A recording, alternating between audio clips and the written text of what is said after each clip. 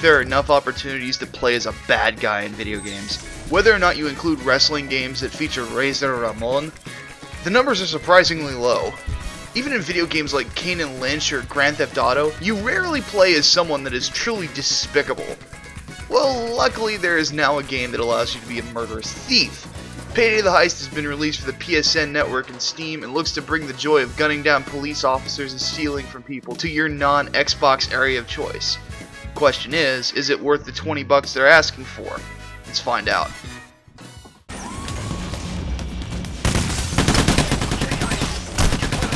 The premise behind Payday is simple. You are a crook. You want to get money. To get money, you're going to steal money. If a cop tries to get in your way, you shoot him in the face. Simple, right? I could go on and on about each campaign's little nuances and things that go into it, like the idea of blowing up a building to steal an entire panic room or just simply robbing a bank, but ultimately the goal at the end is simple. There's a bunch of law officers between you and a payday, nyuk nyuk, and you want your motherfucking money.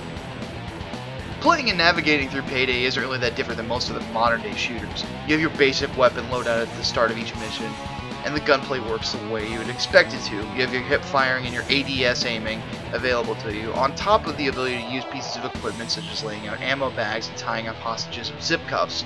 The only real difference I found between this game and some other more modern games is that your mobility slows down considerably when looking down the sights of your gun. Then again, that also helps you keep a steady hand. Question is, what is it that makes it so different from anything else you're going to find out? The major key difference you're going to find is the tension that the game provides. Rather than just being a linear shooter where you're blowing your way through Russians or folks from the Middle East, Payday is an objective-based game. Granted, you could say that all games have objectives these days, but in most scenarios they're really just rudimentary checkpoints that signify that the next time you're going to get a break from murdering people.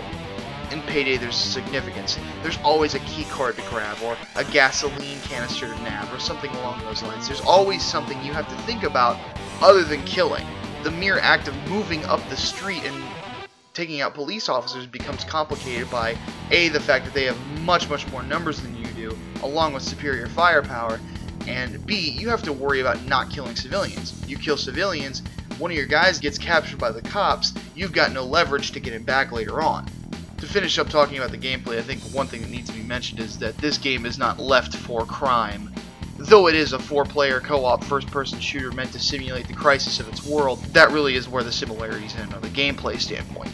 Where the true similarities lie is the strengths of both games. Both are very good at putting the player in a scenario where they feel like they're really in the game. In Payday, you will feel like you're robbing a bank.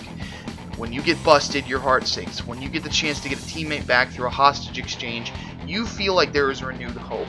With that said, there really are few comparison points between the titles, and the same points can be used to compare any other good game to another.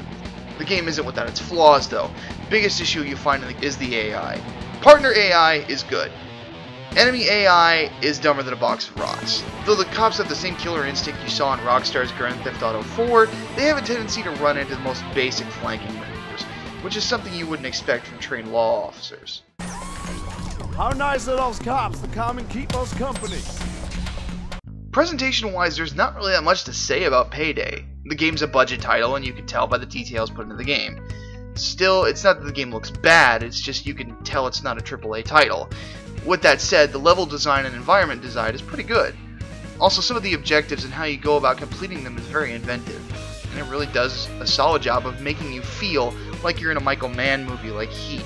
Now, the soundtrack is a bit by the numbers, but that's understandable considering you don't really need much of one to keep the pace up. Sound design isn't too bad either. Voice acting could have used a bit of work, but the sound effects really are top notch. Once everyone starts cursing, someone is hit with a taser, which, by the way, the taser enemies are easily the most annoying specialty bad guy since the sackhead chainsaw guy from Resident Evil 4, and there's automatic fire everywhere. It is a beautiful chaos. To polish this sucker off, Payday the Heist is an incredibly fun experience that brings attention to the table that other shooters this season may not be able to replicate. On top of that, it's a great game for PC lovers who just want something that their buddies can get into without much issue with their computers. I have a PC that has a Radeon HD 5450 with 512 megabytes of video RAM, so provided you have that at minimum, maybe even less than that, you should be okay. Since it's only 20 bucks, I can't really think of a reason not to pick this game up once you've got some buddies to play it with. My final score is an 8 out of 10, and I say buy this sucker now. For the full write-up, head to blisteredthumbs.net.